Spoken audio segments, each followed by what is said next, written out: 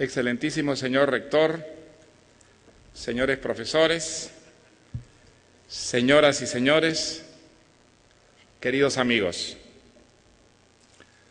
Ante todo, permítanme ustedes agradecer al Instituto Tecnológico de Monterrey por honrarme con esta invitación a ocupar la cátedra creada en homenaje de don Alfonso Reyes. Leí por primera vez a Alfonso Reyes cuando era muy joven, en mi primer año de universidad en Lima, y tengo todavía muy vivo en la memoria el sentimiento que fue para mí leer ese pequeño texto, esa joya exquisita que se llama Visión de Anáhuac, esa descripción entre imaginaria e histórica de la capital prehispánica, escrita en una de las prosas más elegantes, más claras y más inteligentes de la lengua castellana. Desde entonces soy un admirador y un lector devoto del maestro regiomontano. Creo que leer a Alfonso Reyes es siempre un enriquecimiento, por su sabiduría, desde luego, y también por la extraordinaria belleza de su prosa, una de las más limpias, elegantes, cultas y al mismo tiempo asequibles de nuestra vieja y rica lengua. Creo que hay muchas cosas que admirar en Alfonso Reyes. La primera, su manera universal de ser latinoamericano. Pocos intelectuales latinoamericanos han vivido con una curiosidad tan abierta que los haya llevado a explorar prácticamente todas las culturas y también a cruzar las barreras del tiempo hasta llegar a convertirse verdaderamente en un ciudadano universal. Y pocos han tenido esa capacidad extraordinaria de convocar en sus escritos, en sus ensayos, en sus poemas, a veces en sus artículos o notas periodísticas, una riqueza tal de ideas, de enseñanzas y también de creaciones. Aparte de su sabiduría, aparte de la inmensa cultura de que estuvo dotado, quizás es indispensable señalar como una de las mayores enseñanzas, de los mejores ejemplos de Alfonso Reyes, el no haber perdido de vista jamás que la literatura se dirige a un público. Y la verdadera literatura no se contenta jamás con llegar a los especialistas, sino que quiere ir más allá de ellos y alcanzar ese vasto auditorio que es el de todos los lectores. Es otra de las grandes cualidades de Alfonso Reyes. Fue capaz, y esta es una virtud rarísima, ahora y en el pasado, de, sin hacer la menor claudicación al rigor, escribir para todos de una manera que todos entendían y todos podían disfrutar. Alfonso Reyes lo pueden leer los lectores más cultos y exigentes, los aristócratas de la inteligencia, y lo pueden leer también disfrutando y gozando a cada página el lector profano, aquel que no tiene un bagaje cultural especialmente rico, que leyendo a Reyes tiene, sin embargo, la sensación de acceder a instancias sumamente elaboradas y refinadas del pensamiento y de la creación. Yo lo he seguido leyendo desde entonces y a veces releyendo.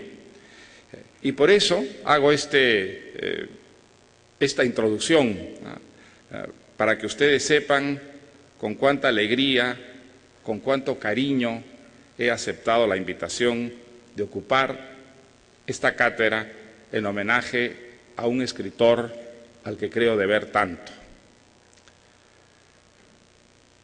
El tema de esta charla acerca dos cosas que probablemente muchos escritores de nuestro tiempo, en México, en América Latina, en el mundo occidental y acaso en el mundo entero, consideran írritas la una a la otra, la literatura y la política. Y en cierto modo lo son. La literatura no puede estar en ningún caso confinada dentro de la actualidad.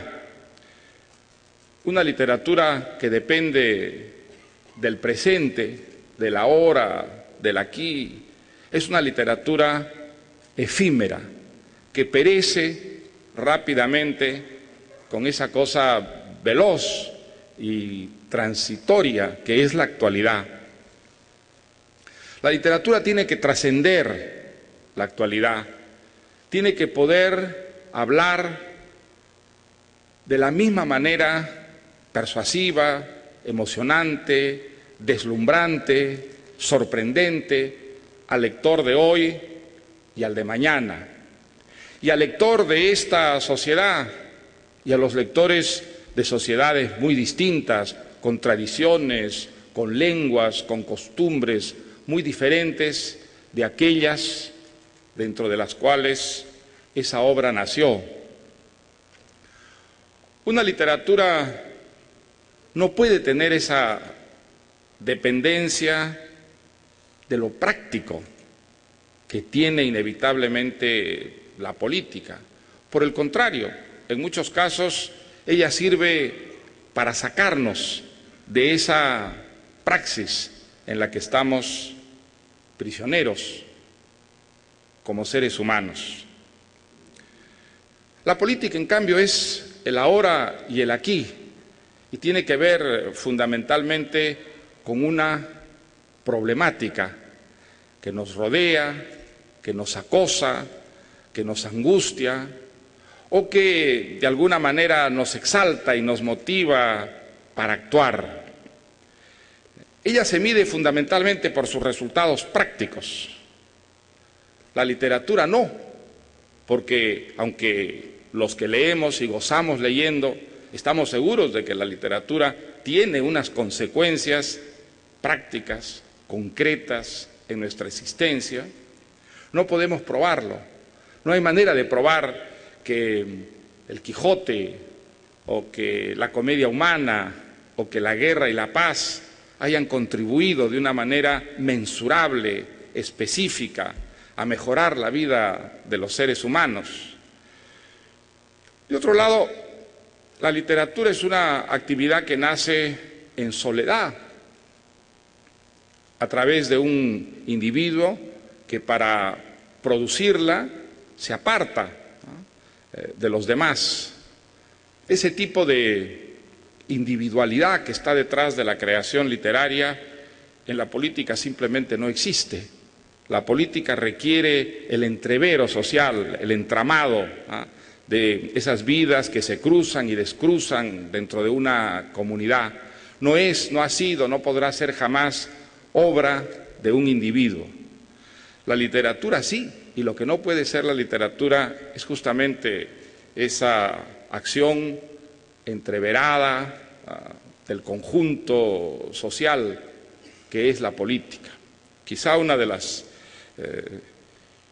experiencias que a mí más me haya impresionado conocer a través de ensayos es un intento durante la Revolución Cultural China de destruir ese carácter individualista, ¿no?, que parece, bueno, que yo creo es indisociable de la creación literaria. Allí, como seguramente algunos de ustedes saben, se intentó destruir la individualidad en todos los dominios de la vida social, incluso en el del arte. Y a los escritores y a los artistas también se los incitó o se los obligó a renunciar a ese aislamiento, a esa soledad en que naturalmente suele nacer la obra artística. Y se los incitó a escribir inmersos en actividades colectivas, sometiendo aquello que escribían permanentemente, de principio a fin, a una participación de tipo colectivo. Bueno, el resultado fue simplemente la desaparición de la literatura, el estreñimiento, el silencio de esa voz secreta, íntima, distinta, que aparece en el texto literario. Podríamos seguir enumerando largamente todo aquello que diferencia, que separa, que impide una confusión entre literatura y política. Eso les parece obvio a muchos escritores contemporáneos que ven la política a distancia, a veces con desdén e incluso frecuentemente con desprecio.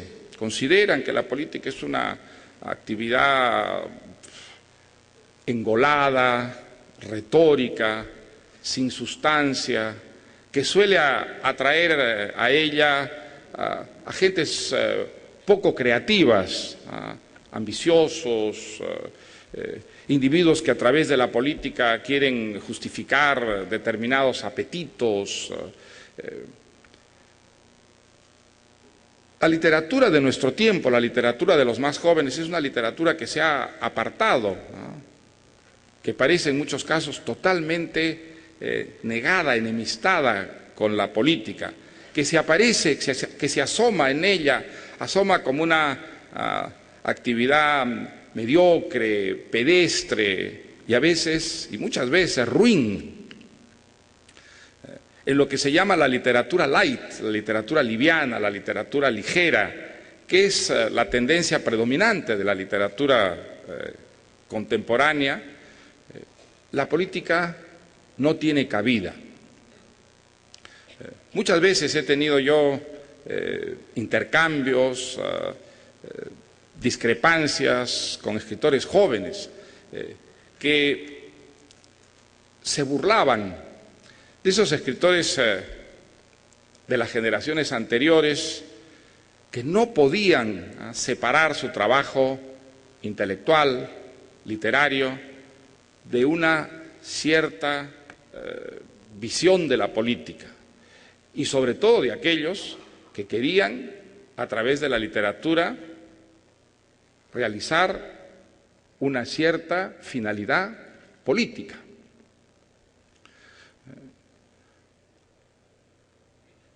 Esa intención es juzgada como vanidosa, jactanciosa. ¿Cómo puede la literatura proponerse tener efectos sociales, resultados políticos? ¿Acaso esa es la razón de ser de la literatura? Quienes pensaron alguna vez que podían cambiar la vida, la historia, escribiendo novelas o poemas, parecen, desde la perspectiva de los escritores contemporáneos, de los cultores de la literatura light, como ingenuos, vanidosos o idealistas totalmente desconectados de la realidad. Sin embargo, algo muy distinto ocurría cuando yo era niño, adolescente, y empezaba a sentir en mí la vocación literaria. En esa época, lo que son los fundamentos de la literatura liviana, ligera, que solo quiere ser literatura, que no piensa que sea indigno proponerse fundamentalmente entretener, sino perfectamente digno, a condición de que esa literatura que quiere entretenerse, una literatura hecha con rigor, con un dominio de las formas, ejercitando la imaginación de la manera más audaz. Cuando yo era joven eso era inconcebible, porque la política y la literatura parecían absolutamente asociadas, aunque fueran distintas, en una empresa común. Escribir era actuar. A través de los cuentos, de las novelas, de los poemas, uno actuaba, ejercía su condición de ciudadano, de miembro de una comunidad que tiene la obligación moral y cívica de participar en el debate y en la solución de los problemas de esa sociedad. Esa era una idea que compartían escritores de muy distintas posiciones políticas. Había escritores de derecha, ¿no? Por ejemplo, el filósofo Gabriel Marcel, filósofo católico, el crítico, ensayista de derecha, de extrema derecha en buena parte de su vida, Thierry Molnier, ¿no? Y desde luego escritores, diríamos, de centro, ¿no? Reformistas, como un François Mauriac o como un Graham Greene en Inglaterra, y desde luego escritores que estaban más bien en la izquierda del espectro político, un Sartre, un Camus, un Merleau-Ponty, y cito sobre todo a los franceses porque los escritores y pensadores franceses pues tenían en esos años, les hablo de los años 50, 60, una enorme influencia en todo el mundo y desde luego en América Latina. El debate intelectual, filosófico, político, entre esos intelectuales era intenso, era muy intenso y a veces extraordinariamente enriquecedor desde el punto de vista de las ideas y de los valores, pero marcado por ese denominador común. Ningún escritor de los más leídos e influyentes en ese tiempo hubiera imaginado que la política y la literatura podían ser enteramente disociadas y vistas como enemigas irreconciliables. Todo lo contrario. Yo recuerdo la impresión que me hizo leer en un libro de Jean-Paul Sartre, que fue uno de mis mentores intelectuales durante mi juventud. Ese prólogo, ¿no? Esa presentación que escribió Sartre para el primer número de la revista que dirigió a partir de la posguerra, en 1945, Los tiempos modernos, Le temps moderne. Es un texto que a mí me sobrecogió y me inundó de entusiasmo. ¿Qué es lo que decía ese texto del que yo llegué a saber párrafos de memoria? Decía: las palabras son actos. A través de la escritura uno participa en la vida.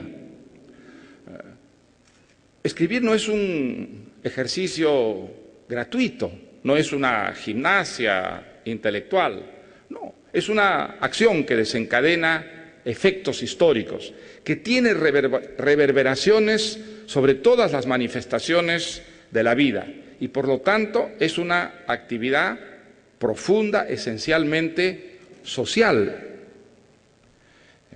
Y ya que es así, nosotros tenemos la obligación, a la hora que nos sentamos frente a la página en blanco y tomamos una pluma, de ser responsables, de saber que aquel acto que iniciamos, garabatear unas líneas, desarrollar un pensamiento, va a tener unas consecuencias y que esas consecuencias van a recaer sobre nosotros desde el punto de vista moral y desde el punto de vista social. Y ya que es así, pues nosotros tenemos la obligación de comprometernos. Esa era una palabra clave de la época cuando yo comencé a escribir mis primeros textos. ¿Qué quería decir comprometernos como escritores? Quería decir asumir ante todo esa convicción de que escribiendo no solo materializábamos una vocación, algo a través de lo cual realizábamos nuestros más íntimos anhelos, materializábamos una predisposición anímica, espiritual que estaba en nosotros, sino que a través de ella también ejercitábamos nuestras obligaciones de ciudadanos y de alguna manera participábamos en esa empresa maravillosa y exaltante de resolver los problemas, de mejorar el mundo. Esas ideas vistas desde la actualidad parecen muy remotas, prehistóricas, y sin embargo ese era el aire intelectual de la época, lo que unía a escritores de muy distintas culturas, de muy distintos países e incluso, como dije, de posiciones políticas. Así comencé a escribir. No me sentía un político, pero hubiera sido para mí imposible concebir una literatura que estuviera totalmente de espaldas a la política. Yo creo que estas ideas de los grandes escritores, de los existencialistas, tuvieron una vigencia muy fuerte en América Latina, por razones precisamente de orden político.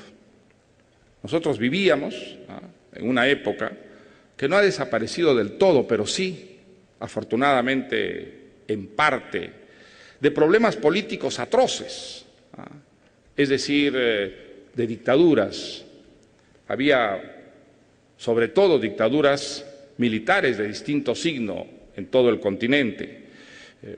Las democracias eran muy escasas y muy frágiles, y todas ellas parecían estar en una cuerda floja, al borde del abismo, siempre a punto de desplomarse con un golpe militar. Las sociedades latinoamericanas estaban corroídas por la injusticia. Había tremendas desigualdades, desequilibrios sociales. La explotación era visible, de una insolencia a veces sublevante. Los contrastes entre riqueza y pobreza, entre cultura e ignorancia, entre modernidad y atraso, nos saltaban a la vista, hacia donde volviéramos la cabeza.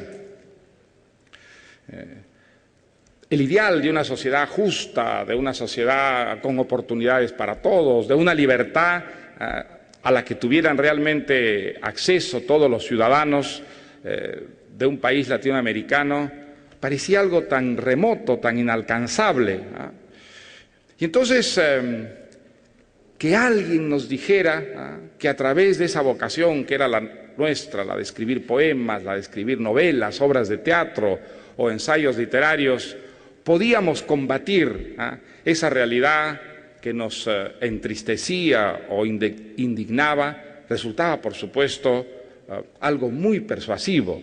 Y no solo persuasivo, algo que nos justificaba en nuestra vocación, algo que nos decía que, contrariamente a lo que en el pasado o incluso en el presente muchas personas creían, la literatura no era un lujo, no era algo que se podían permitir solamente esas sociedades que habían alcanzado ya un nivel de desarrollo y de cultura, en las que ciertos ambientes podían, como quien se dedica a un deporte exquisito y raro, hacer literatura. No, esas voces nos decían, por el contrario, la literatura es un instrumento formidable de transformación, de resistencia a la injusticia, de lucha contra la explotación, contra la adversidad. A través de la literatura uno puede abrir la conciencia de sus contemporáneos, hacerles ver aquello que precisamente porque viven en sociedades tan profundamente injustas y manipuladas por poderes corrompidos y dictatoriales, no pueden ver esos mecanismos que están detrás de la injusticia, de la explotación, de la violencia convertida en poder. Eran ideas ingenuas, como se vio después. No es verdad que una novela y un poema tan generosamente motivado en este designio de tipo social y ético pueda cambiar una realidad histórica o una realidad política. Lo comprobó el propio Sartre, que fue uno de los grandes teóricos de la literatura del compromiso. Él escribió prácticamente toda su obra guiado por estas convicciones y, pese a la gigantesca influencia que él tuvo y que tuvieron quienes pensaban como él, la realidad política en Francia, en Europa, en el mundo, no evolucionó en la dirección que ellos esperaban. Por el contrario, en muchos casos evolucionó en la contraria. En el caso de Sartre, pues esa revolución socialista a la que él se adhirió y por la que él combatió, con cierta independencia, con cierta heterodoxia, no solo no ocurrió, sino que lo que vino, en cambio, fue más bien un movimiento hacia el orden, para no hablar, usando esa fórmula tan consabida, hacia la reacción. La Quinta República, De Gaulle, tan inmensamente popular entre los franceses, que inauguró toda una nueva época en la historia de Francia, pues estaba exactamente en las antípodas de lo que Sartre y gentes afines a él esperaban. Y eso fue afectando tremendamente la labor propiamente creativa de Sartre. Dejó sin terminar su ciclo novelesco de Los caminos de la libertad y en un momento dado dejó de hacer literatura de creación para escribir solamente ensayos. Y llegó en un momento de su vida incluso a descreer de todo aquello que había creído en su juventud y que nos había hecho creer a nosotros, sus discípulos y sus lectores por todo el mundo. Yo recuerdo muy bien que mi decepción de Sartre comenzó un día de mediados de los años 60 en que leí una entrevista que le hizo a él en Le Monde, en París, una periodista literaria, Madeleine Chapsal. Era una entrevista justamente sobre eso, sobre el compromiso, sobre la literatura y la política. Y de pronto, ahí en las respuestas de Sartre, se traslucía una inmensa decepción con la literatura, no con la política. Y decía algo que a mí me afectó como una agresión personal. Decía, yo entiendo que un escritor africano renuncie a hacer literatura para luchar de una manera más efectiva por una revolución, por un cambio social que permita algún día a su país darse el lujo de tener una literatura. Y frente a los problemas sociales decía, la literatura no tiene poder, ne fait pas le poids, decía, no tiene peso suficiente como para contrarrestarla. Y se ponía como ejemplo a sí mismo, decía, la náusea frente a un niño que se muere de hambre, ne fait pas le poids, no tiene peso alguno, no sirve para nada. Bueno, yo recuerdo haber sentido realmente como un acto de traición hacia quien, como yo, y como estoy seguro, miles de jóvenes en el mundo entero le habíamos creído y habíamos escrito con esa buena conciencia, diríamos, que él nos dio, haciéndonos creer que escribiendo también luchábamos por la justicia, también actuábamos para reformar la historia en la buena dirección.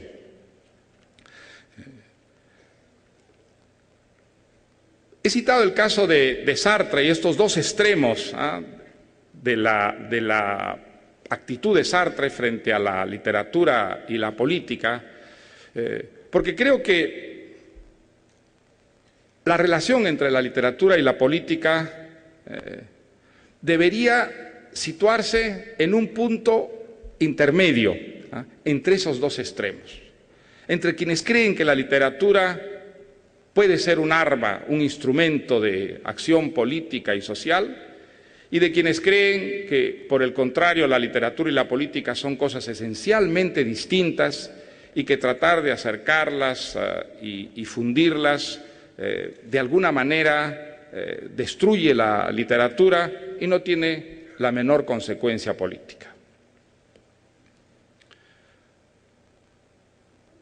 Creer que la literatura no tiene nada que ver con la política y que si se acerca a ella de alguna manera se degrada, es creer que la literatura es un juego, una distracción, un entretenimiento. Eso no tiene por qué ser ofensivo para la literatura que hacen muchos escritores, que juegan, que se divierten y que pretenden entretener a los demás. A veces eso se puede hacer con inmenso talento, con brillo, con originalidad, y eso, desde luego, es perfectamente legítimo y respetable. Pero yo tengo el convencimiento de que si la literatura solo es eso y solo se propone eso, está perdida, está condenada a empobrecerse e incluso a desaparecer. No creo que proponiéndose solo entretener, la literatura pueda sobrevivir en una sociedad en la que hay tantas maneras de entretener, divertir, distraer, apartar a la gente de lo que es la rutina cotidiana. Hay entretenimientos que son mucho más espectaculares y menos exigentes que la literatura, aquel que proporcionan los grandes medios de comunicación, por ejemplo. El cine es un arte entretenido, por definición. La televisión no se diga. Y además, películas, programas de televisión, hoy día ya, además, las nuevas técnicas audiovisuales despliegan ante el público unas posibilidades de entretenimiento a través de la imagen casi infinitas.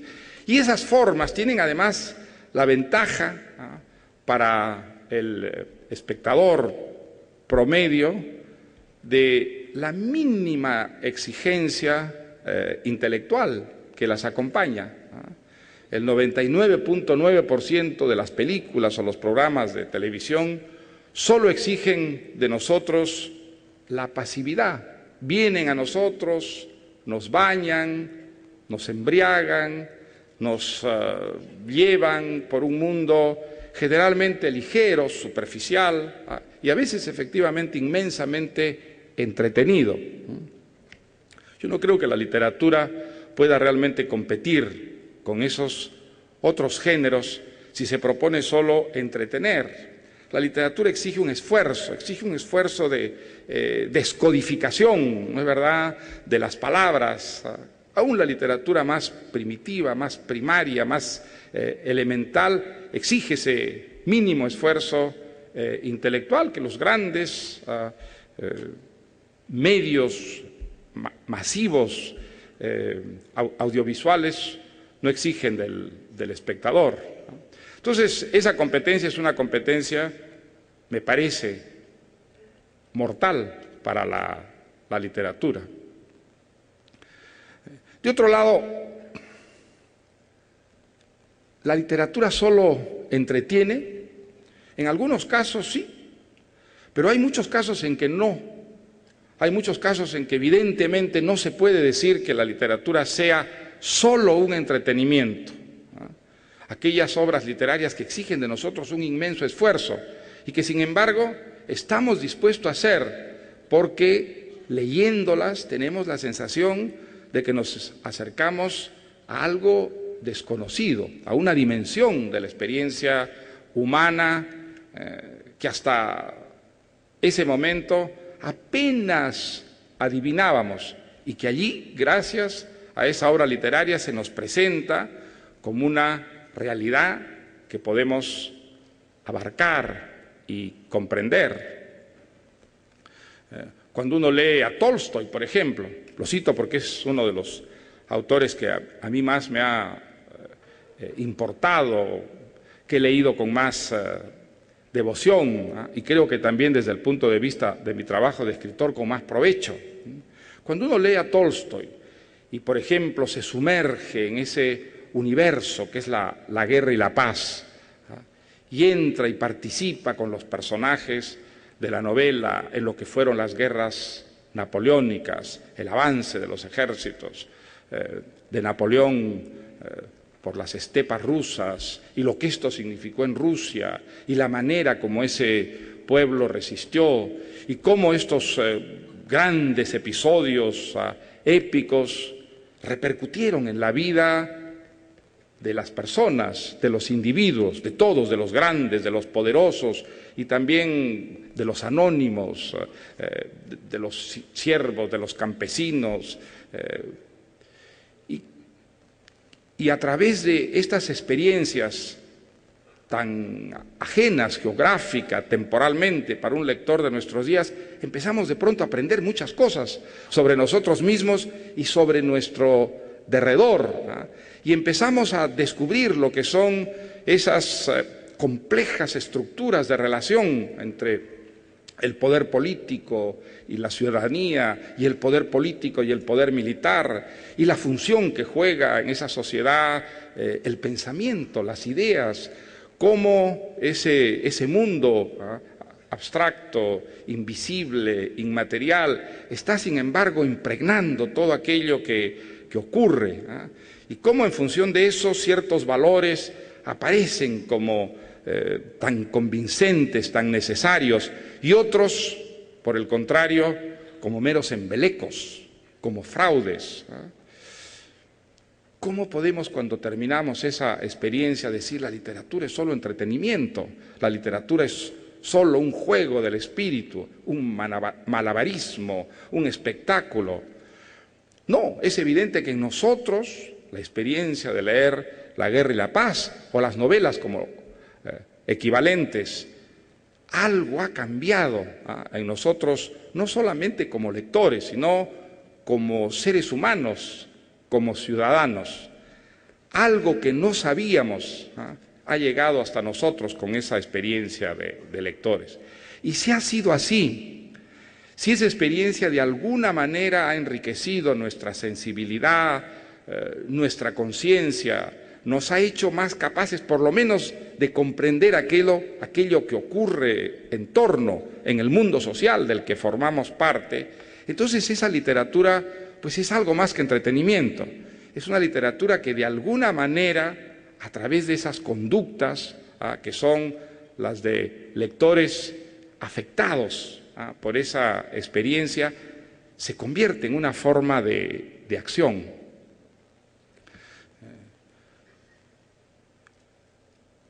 Sin embargo, esto, que para mí es una realidad indiscutible, es también una realidad inverificable. No hay manera de demostrarlo.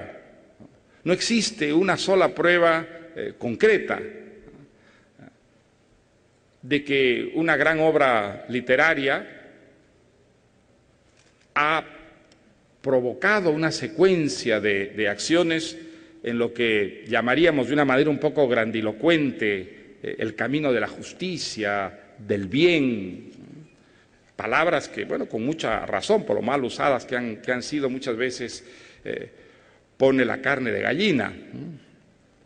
Sin embargo, hay una realidad, el mundo está mal hecho, hay mucho sufrimiento, hay mucho dolor, hay mucha injusticia en nuestro derredor, y toda persona sanamente inclinada quiere, siente que aquello debería cambiar.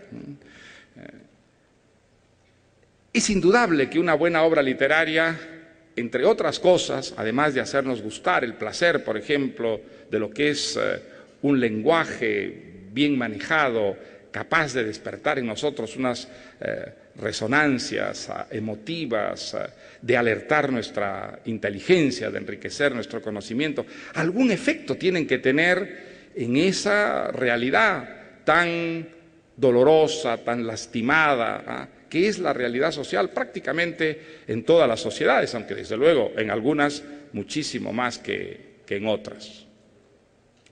Yo estoy seguro que sí, yo estoy seguro que efectivamente es así, que esa literatura que es grande, lo es grande no solo por razones estrictamente literarias, sino porque en ella el talento, el dominio del lenguaje, la sabiduría en el uso de las formas, sirve para que en nosotros se produzcan unos cambios, ya no solo como individuos, amantes de la belleza literaria, sino como ciudadanos, como miembros de un conglomerado social. Creo que el efecto político, que se puede llamar político de la literatura más visible, es el de despertar en nosotros una sensación respecto a las deficiencias del mundo que nos rodea para satisfacer nuestras expectativas, nuestras ambiciones, nuestros deseos, y que eso es político. Esa es una manera de formar ciudadanos alertas y críticos sobre lo que ocurre en derredor. Todo poder, también el poder democrático, pero sobre todo y fundamentalmente el poder autoritario, el poder totalitario, aquel poder que quiere controlar el movimiento de la sociedad, la vida entera de un país, de una nación, quiere siempre convencernos de que la vida está bien hecha, de que la realidad que ese poder maneja, organiza, encamina, va en la buena dirección y que vivimos en el mejor de los mundos. Eso es natural, esa es la justificación natural de todo poder. En el caso de la sociedad democrática, aquella, digamos, pretensión es constantemente fiscalizada por una prensa crítica, por unas fuerzas políticas de oposición y por una información que se despliegue y le permite al ciudadano, al individuo, pues comprobar hasta qué punto es cierto y hasta qué punto es falso aquello de que vivimos bien y vamos para mejor. Pero en las dictaduras, en las sociedades autoritarias, aquella convicción se impone, ¿no es verdad?, a través de una manipulación de la información y el ejercicio de la censura y distintas formas de coerción. Bueno, pues mientras exista una buena literatura en una sociedad, yo creo que no hay poder que pueda convencer a ese público de lectores de que la vida está bien hecha y de que vamos para mejor. Creo que la literatura es el mejor antídoto que ha creado la civilización frente al conformismo que revela aquella convicción. La literatura nos demuestra que la vida está mal hecha, que no es verdad que vayamos para mejor, incluso aquellas sociedades donde las cosas van mucho mejor que en otras. ¿Y cómo nos lo demuestra? Nos lo demuestra no con argumentos políticos. En eso sí, se equivocaron los escritores que pensaron obtener finalidades políticas escribiendo poemas o novelas políticamente. No, nos demuestra que el mundo está mal hecho exponiéndolos a la experiencia de mundos que sí están muy bien hechos. A mundos donde, a diferencia del mundo en el que vivimos, todo es bello, incluso aquello que es feo y es horrible y es atroz. Y nos lo demuestra también mostrándonos unos mundos donde, a diferencia del mundo real, los actos aparecen explicados por las motivaciones, por las raíces intelectuales, sentimentales, que están detrás de las conductas de los ciudadanos, dándonos de este modo una visión tan coherente, tan totalizadora de la vida, que no podemos llegar a tener jamás cuando nosotros somos parte de esa vida que está continuamente haciéndose, deshaciéndose, rehaciéndose, y que nos priva, por supuesto, de toda perspectiva para juzgarla cabalmente. El mundo de la literatura, el mundo del arte, es el mundo de la perfección. Es el mundo donde la belleza, que es lo que en última instancia le da su independencia, su verdad, su autenticidad, nos enfrenta a lo acabado, a lo absolutamente abarcable con el conocimiento, con la conciencia, y además con una visión esférica que jamás llegamos a tener.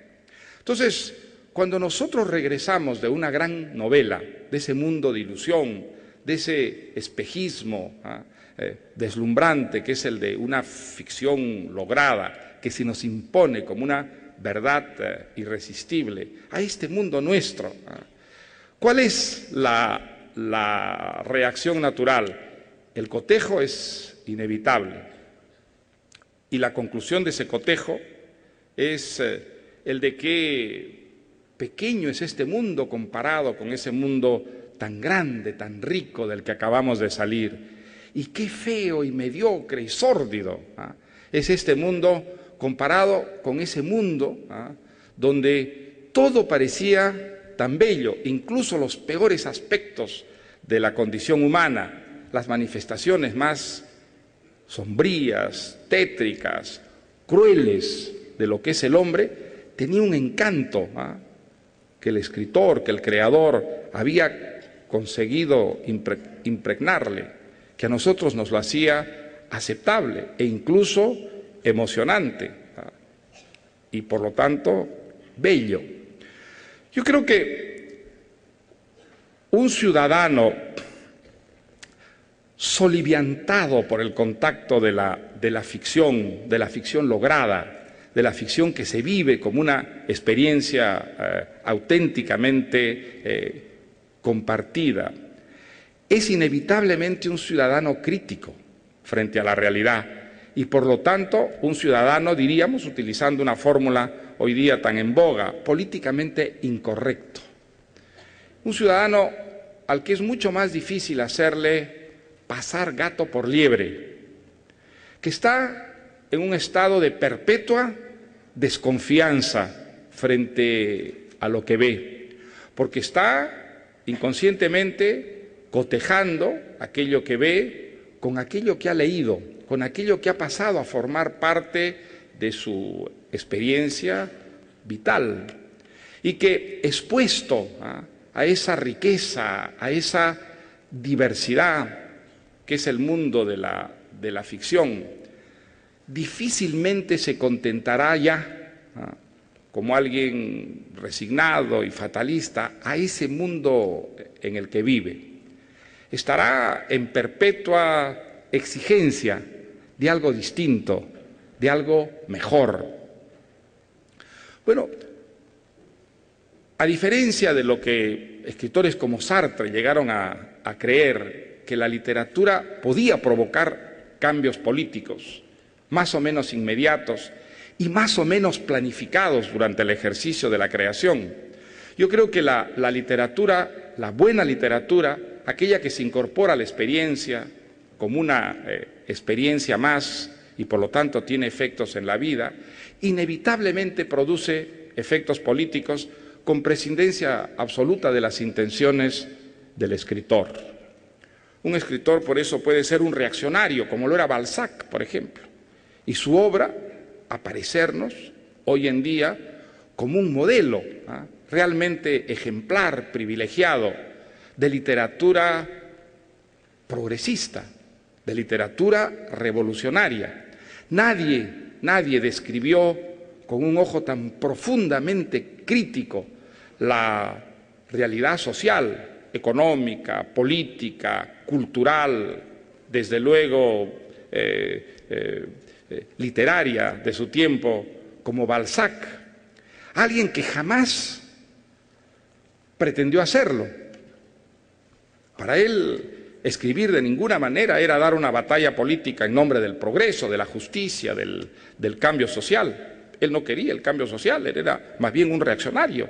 Él estaba muy identificado con las estructuras existentes de la sociedad, pero era un gran creador y era un gran novelista. Y la novela es un género que está envenenado de humanidad.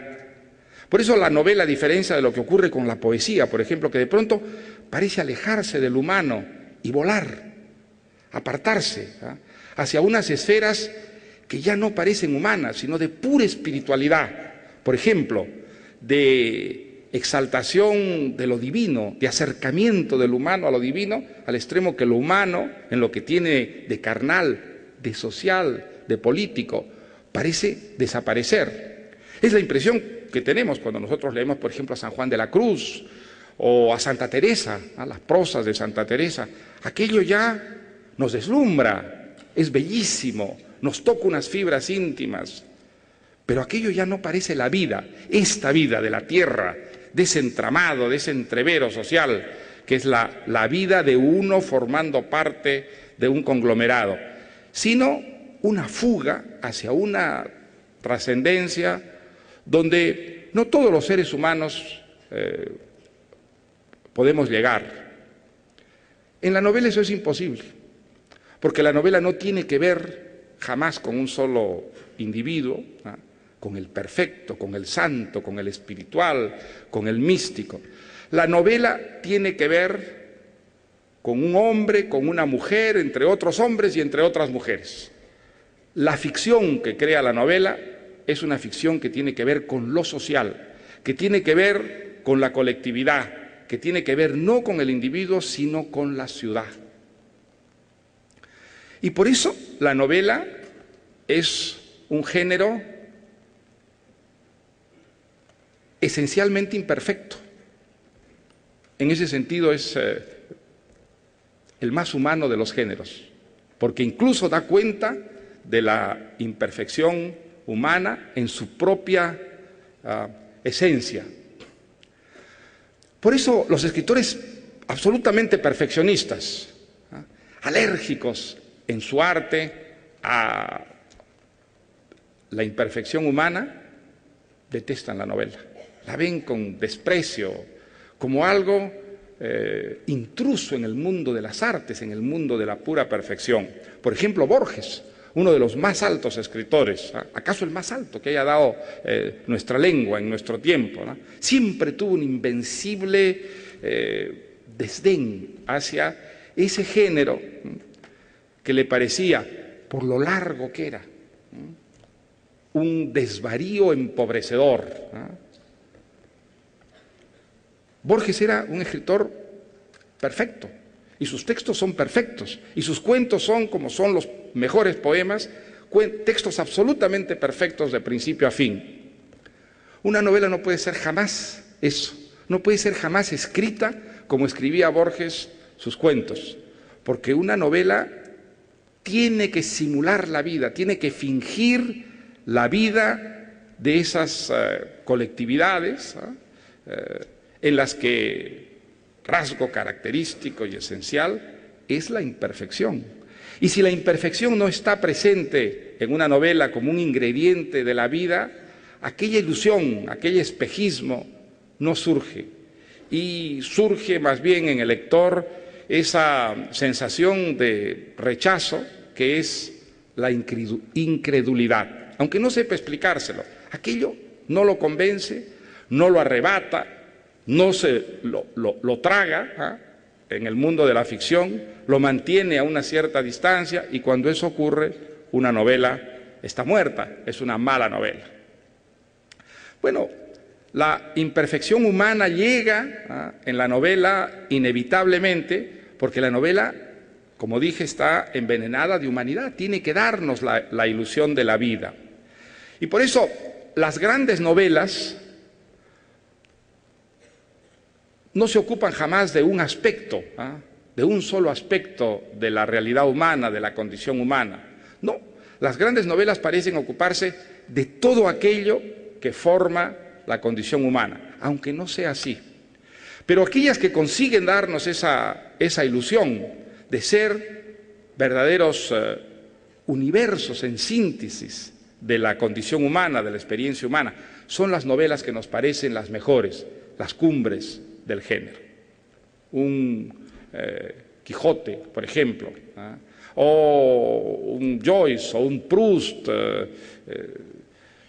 todos los grandes, un Faulkner, todos los grandes novelistas parecen haber conseguido ese imposible, resumir en una historia, en un número pues, relativo de capítulos y de páginas, ese vértigo infinito que es la experiencia humana. Y allí aparece el individuo, sí, pero también aparece ese contexto en el cual el individuo nace, crece, se desarrolla y muere, que es la sociedad. Y aparecen aquellas actividades que nosotros por experiencia sentimos inseparables del humano, a través de las cuales la humanidad se realiza, como es por ejemplo el amor. Una novela en la que el amor no comparece, ni directa ni indirectamente, es una novela que peca de falta de humanidad. Y si peca de falta de humanidad, lo natural es que el lector la castigue con la incredulidad.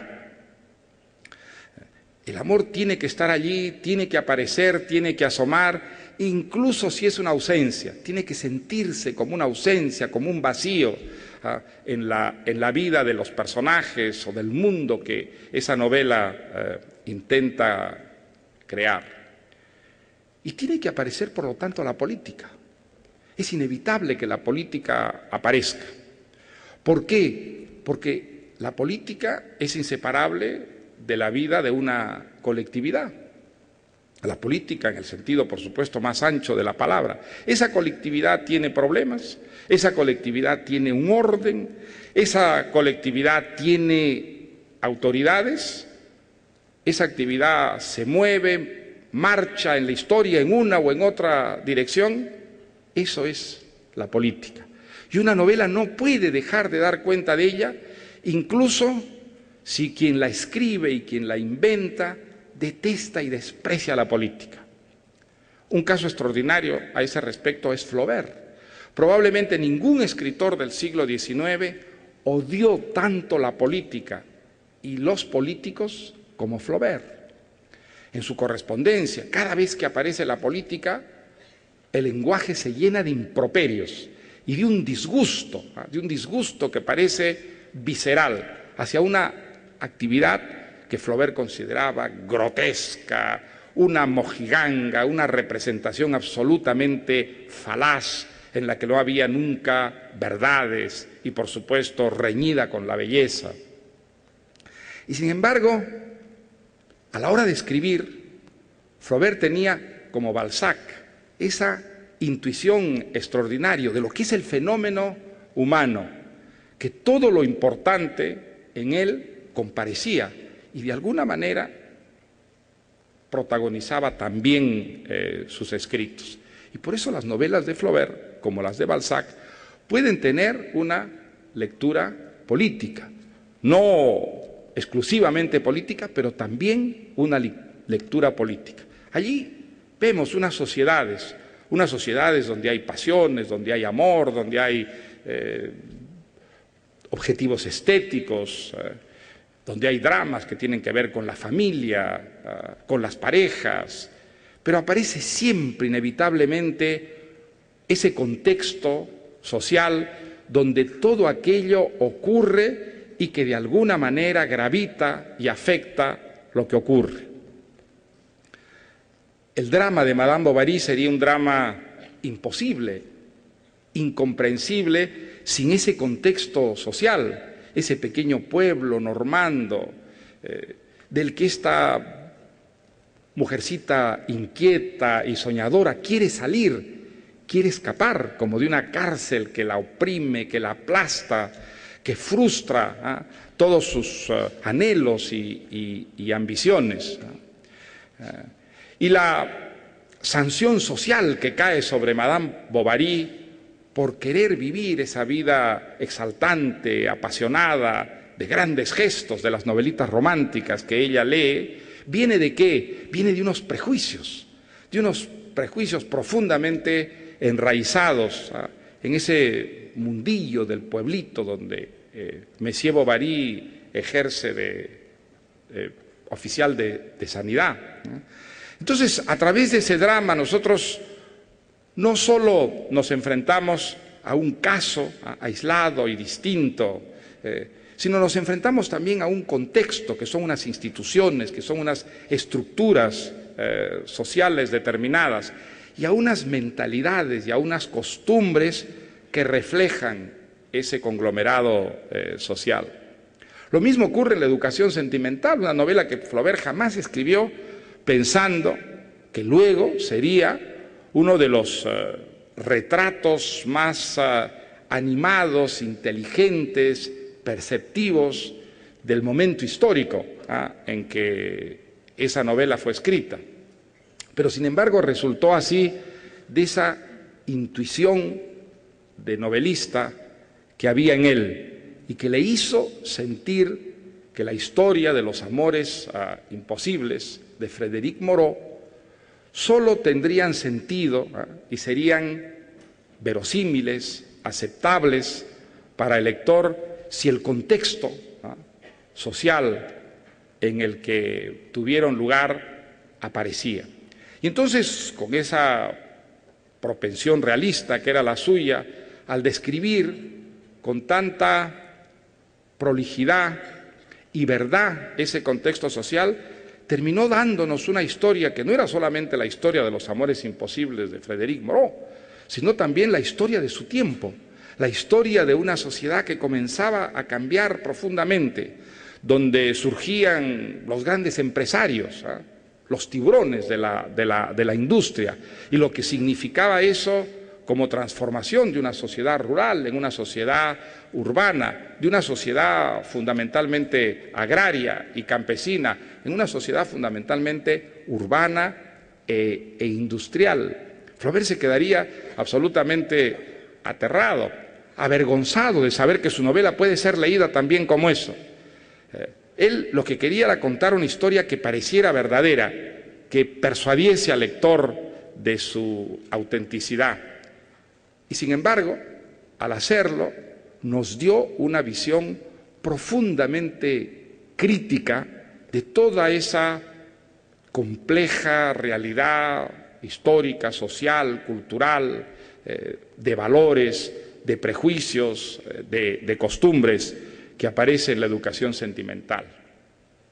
Yo creo que esto ocurre siempre en toda novela que se pretenda no hacer la revolución ni cambiar la vida, sino ser una novela ambiciosa, es decir, una novela que refleje la vida no solo en su cualidad, sino también en su cantidad. La cantidad, el número, es un ingrediente también esencial de la novela, y creo que es el único de los géneros donde eso ocurre. Un poema de pocos versos puede parecernos, si tiene la perfección de un poema de Góngora o de un poema de Quevedo, el universo resumido, todo está allí. En una novela no ocurre así. Una novela de pocas páginas no es una novela. Una novela breve puede ser una extraordinaria novela, pero una novela que además de extraordinaria es grande, siempre nos parecerá más extraordinaria que una novela breve. ¿Por qué?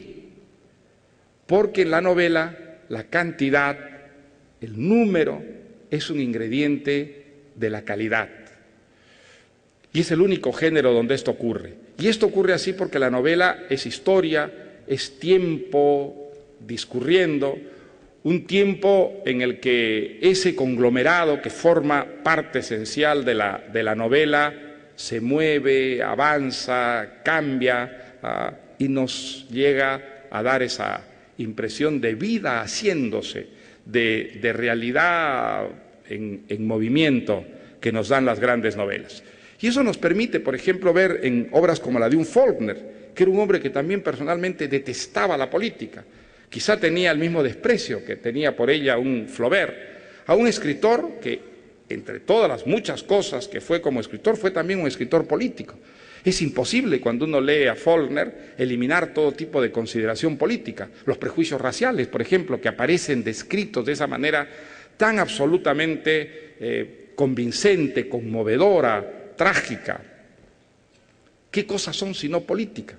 ¿Qué cosas hacen sino mostrarnos los extremos de degradación, de envilecimiento, de violencia y de injusticia que puede llegar a una sociedad impregnada de prejuicios raciales, sociales? Esa relación siempre tan rica, tan misteriosa en las obras de un Faulkner entre el presente y el pasado.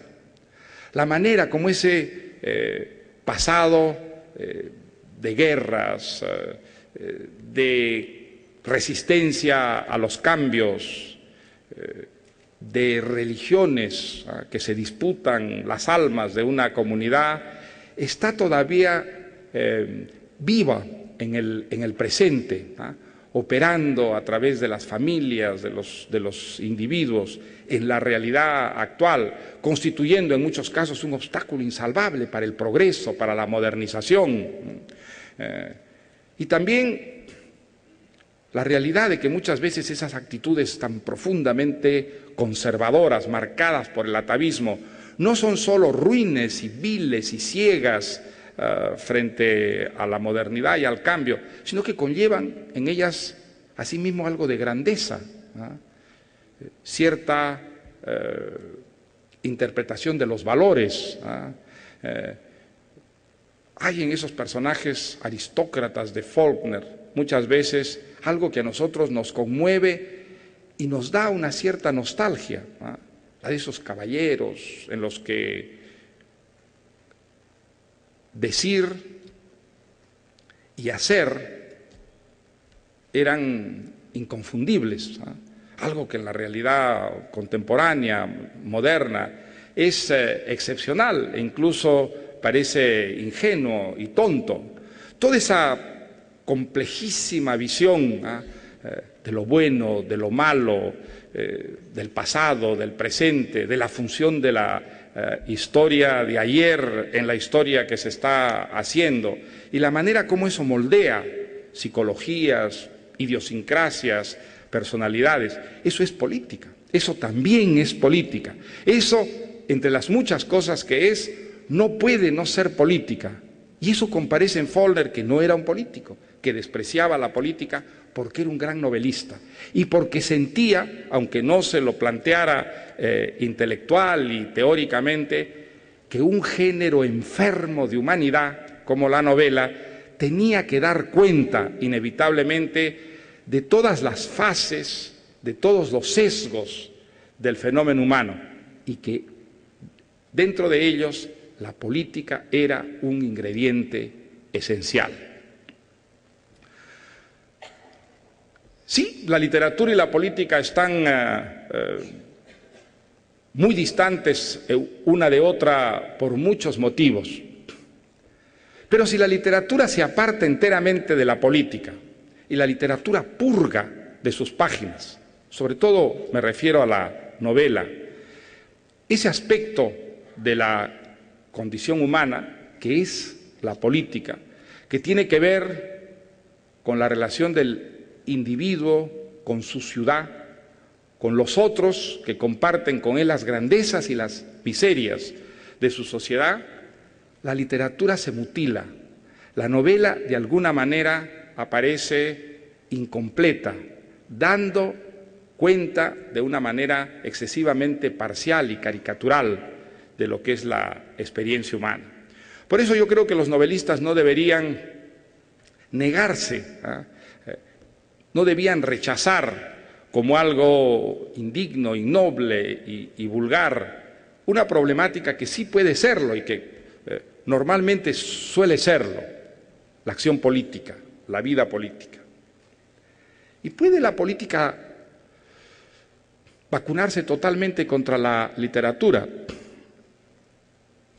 En mi efímera experiencia de político profesional, muchas veces fui acusado como una forma de descrédito político de ser un literato. ¿Cómo se puede confiar a un literato el gobierno de la ciudad? ¿Qué irresponsabilidad es esa? ¿Cuáles son las credenciales de un literato? Un hombre que sueña, que fantasea, que miente, es decir, que se aparta totalmente de la realidad. ¿Se le puede confiar el gobierno de la ciudad? Tal vez no deba, aunque hay algunas excepciones pues que de alguna manera a los escritores que hemos tratado de hacer política nos levantan un poco la moral, ¿no? Pero es verdad que muchas veces el paso de los escritores por la política ha sido desastroso y ha tenido consecuencias más negativas que positivas. Sin embargo, yo creo que la política totalmente vacunada contra la literatura o contra lo que representa la literatura es una política que irremediablemente desembocará en un puro pragmatismo, ¿no? Una actividad de la que desaparecerá toda forma de ideal. Una política sin literatura, para decirlo así grosso modo, es una política en la que el lenguaje se va convirtiendo en una secuencia interminable de estereotipos y clichés. Efectivamente, así ocurre, ¿verdad? Muchas veces basta que un político abra la boca y comience a emitir palabras para que sepamos que es político, para que sepamos que aquello que dice ya no lo representa él, que es una especie de logomaquia, que habla a través de él, como habla a través de otros que hacen política, y eso ocurre en México, en el Perú, en Francia, en Inglaterra, con pequeñas variantes. La política parece inevitablemente producir eso que no es un lenguaje vivo, sino un lenguaje muerto, es decir, un lenguaje de estereotipos y clichés. Ahora bien, si la política es solo eso, se va a producir inevitablemente un desfase, un abismo muy grande entre los políticos, entre quienes hacen política y el resto de los ciudadanos, que no van a tratar de entender algo que no merece ser entendido, que van a escuchar el lenguaje de la política como un mero ruido, como una mera música ya cansada, repetitiva, y eso es gravísimo, puede ser gravísimo para el funcionamiento de las instituciones que están gravitando en la esfera política. Es importante que cuando los políticos hablan, los políticos, aquellos que nos gobiernan, aquellos que tienen la tremenda responsabilidad de encarar y resolver los problemas que padecemos, hablen un lenguaje en el que podamos realmente entenderlos y saber lo que quieren decir, y en función de eso nos permitan juzgarlos, y nos permitan aplaudirlos, elegirlos, reelegirlos o sancionarlos y devolverlos a su casa. Pero cuando la política se convierte en una mera representación desde el punto de vista del lenguaje, de estereotipos y de clichés, una de las esencias mismas de lo que es la vida democrática desaparece. Y para que el lenguaje de la política sea vivo y sea auténtico y exprese realmente ideas y se establezca una comunicación dinámica y creativa entre la vida política y la experiencia común de los ciudadanos, hace falta la literatura, hace falta saber hablar. Y para saber hablar no existe, no hay otra maestra que la literatura. Lo que enseña a dominar el lenguaje que uno tiene es la buena literatura. Y nada más que la buena literatura. Uno puede aprenderse de memoria un libro de gramática y estudiar muy seriamente la gramática. Y si no lee buena literatura, jamás va a saber expresarse con corrección. Jamás va a ser capaz de matizar, de enriquecer su pensamiento, su comunicación con los demás. Porque eso solo lo da el dominio de un lenguaje, el saber aprovechar las infinitas oportunidades, riquezas y matices de que consta un lenguaje, y eso solo se aprende por contaminación, por impregnación a través de la literatura. De tal manera que habría que convencer a los políticos de que leer buena literatura no es perder el tiempo, que leer buena literatura no es un entretenimiento prescindible, que es o que debería ser un ingrediente esencial de la formación de un buen político, e incluso de que no se puede ser un buen político si uno no sabe hablar, pero no a través de estereotipos, como habla un loro, sino a través de un lenguaje que realmente comunique un pensamiento y que además lo matice y lo enriquezca con un dominio justamente de las palabras que solo permite la literatura. Hay mucha gente que piensa que leer literatura es perder el tiempo. Yo di una conferencia hace ya algunos meses sobre la necesidad de leer literatura por gentes que no son literatas, y yo comenzaba contando esta anécdota. Cada vez que yo firmo libros en alguna feria de libro, siempre aparecen varios señores que se me acercan a pedirme una firma con un libro mío y que me dicen lo siguiente: ¿usted sería tan amable de firmarme esta novela para mi mujer o para mi hijita? Ellas les encanta leer, realmente no saben, son admiradoras de usted. Entonces, yo siempre les pregunto, pero usted no lee, usted no... Bueno, me dice, yo no tengo tiempo, yo soy un hombre muy ocupado, yo realmente... ¿Qué es lo que me está diciendo con esto? Muy sana, muy ingenua, muy francamente. Oiga, yo soy un hombre que se dedica a cosas serias. Yo no... Mi mujer está bien, ¿no?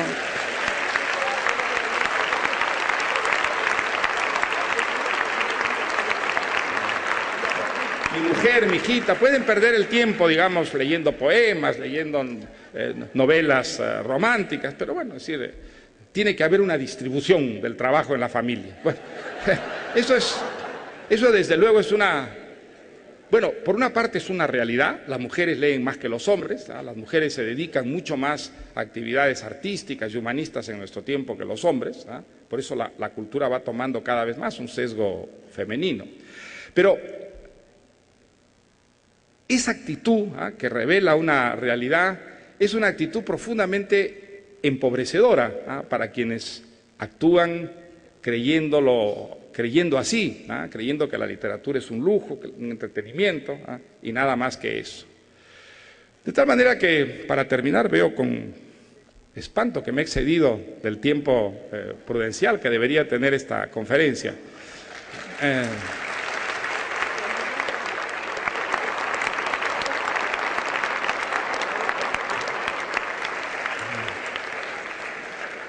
Aunque en el dominio de la literatura nunca se debe llegar a conclusiones definitivas, sino siempre provisionales, yo me atrevería a hacer esta conclusión.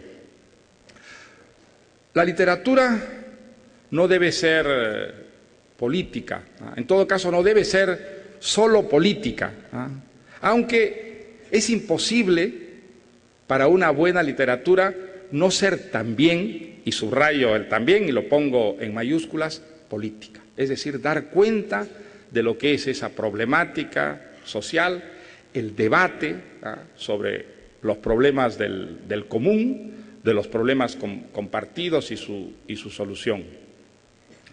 Y al mismo tiempo, aunque la política no puede ser solo literatura, aunque en muchos casos llegue a serlo, yo acabo de escribir una novela inspirada en los 31 años de la era de Trujillo, y aunque parezca mentira y aunque parezca increíble, en una buena parte de esos años la vida política llegó a ser, con Trujillo, literatura, solo literatura, es decir, pura ficción. La vida política reflejaba una ceremonia, unos rituales que no tenían nada que ver con la realidad, que eran puro espejismo y que, sin embargo, la fuerza arrolladora de la dictadura imponía sobre la realidad. No, desde luego la política no puede llegar a ser solo eso sin consecuencias trágicas, catastróficas sobre una sociedad. Pero la política debe estar de alguna manera enriquecida y debe aprovechar lo que hay en la literatura de aprovechable para ella, en el dominio del lenguaje, desde luego, pero también en el dominio de la imaginación. La literatura no puede ser solo pragmatismo, porque si es solo pragmatismo se vuelve rutina y desaparece en ella los valores, la generosidad y el idealismo. Y no hay manera mejor de despertar en un ser humano esa fuente de la generosidad, que es el idealismo, que la literatura. La literatura nos obliga a soñar, la literatura nos saca de esa rutina que muchas veces anula, embrutece en nosotros esa fuente de la generosidad, que son los valores, la solidaridad, el idealismo, el soñar en algo distinto y mejor, y también el indignarnos frente a aquello que anda mal. La literatura es una fuente maravillosa que despierta y atiza en nosotros esa fuente del idealismo que es la generosidad y la solidaridad. De tal manera que es importante que la literatura y la política, sin renunciar a lo que son, con un conocimiento cabal de cuáles son los límites de ambas actividades, se acercan y mantengan entre ellas una intensa dialéctica, en el sentido más clásico de la palabra. Un intercambio muy dinámico y también crítico que las enriquezca a ambas y que las defienda contra la inhumanidad. Les agradezco mucho su atención y les pido disculpas por haberles tomado más tiempo del debido. Muchas gracias.